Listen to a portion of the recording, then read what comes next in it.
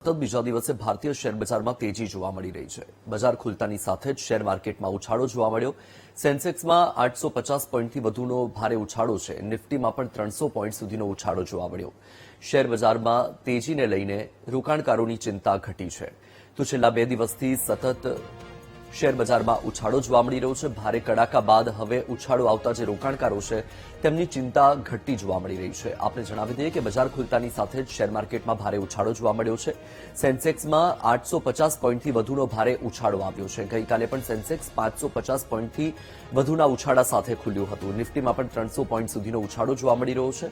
Share બજારમાં હાલ તેજી જોવા મળી રહી છે અને એ તેજીના કારણે જે રોકાણકારો છે એ રોકાણકારોમાં ખુશી પણ જોવા મળી રહી છે, કારણ કે પાછલા ઘણા સમયથી શેર બજારમાં કડાકો નોંધાઈ રહ્યો હતો અને છેલ્લા 2 દિવસથી આવેલો ઉછાળો જે લોકોની ચિંતા ઘટાડી રહ્યો છે।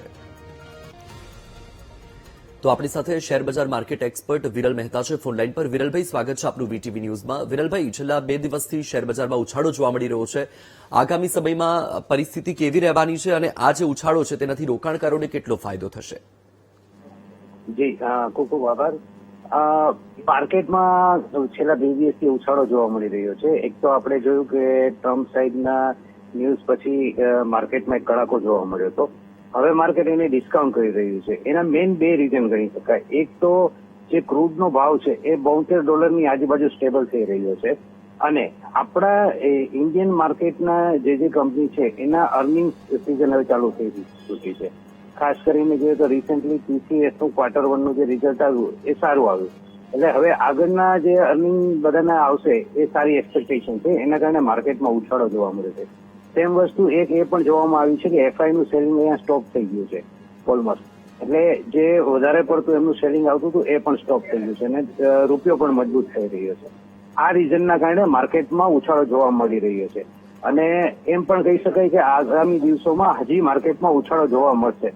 ખાસ કરીને મિડ કેપ શેર્સ અને જે લોંગ શેર્સ છે જેમ કે નિફ્ટી 50 ના શેર્સ છે એ બધામાં આવનારા દિવસોમાં ઉછાળો જોવા મળી શકે છે।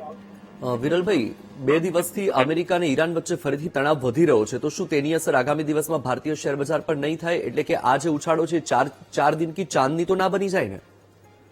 જી સાહેબ, તમારી વાત ઘણી બધી સાચી છે, પણ આમાં કેવું છે કે માર્કેટ એ ન્યૂઝને ઓલરેડી પચાવી ચૂકી છે। હવે જો કોઈ મેજર એમાં અટેક થાય, અત્યારે જે હુમલા થઈ રહ્યા છે એ નાના પાયે થઈ રહ્યા છે, કોઈ મેજર અટેક થાય અને કોઈનું સ્ટેટમેન્ટ આવે, જ્યાં સુધી ટ્રમ્પ સાઈડનું કે ઈરાન તરફથી કોઈ મેજર સ્ટેટમેન્ટ ના આવે ને ત્યાં સુધી કોઈ તકલીફ નથી અને ક્રૂડની જે આવાજાઈ છે એ એમને ચાલુ રહે તો કોઈ તકલીફ નહીં થાય। અત્યારે ક્રૂડ જે $72 ઉપર છે એ જો ઉપરમાં 75-76 સુધી જશે તો કોઈ ઇસ્યુ નહીં થાય। એનાથી વધારે વધશે તો માર્કેટમાં સેલિંગ પ્રેશર આવી શકે છે, કારણ કે આપણે હાઈએસ્ટ ઇમ્પોર્ટર છીએ ક્રૂડમાં અને એની સીધી અસર આપણી કરન્સી ઉપર પડે છે અને ત્યારે રૂપિયો નબળો થાય છે। બિલકુલથી, એ તો હવે આગામી સમયમાં જોવાનું રહેશે કે શું થાય છે। આપ વીટીવી ન્યૂઝ સાથે જોડાયા, આપનો ખૂબ ખૂબ આભાર।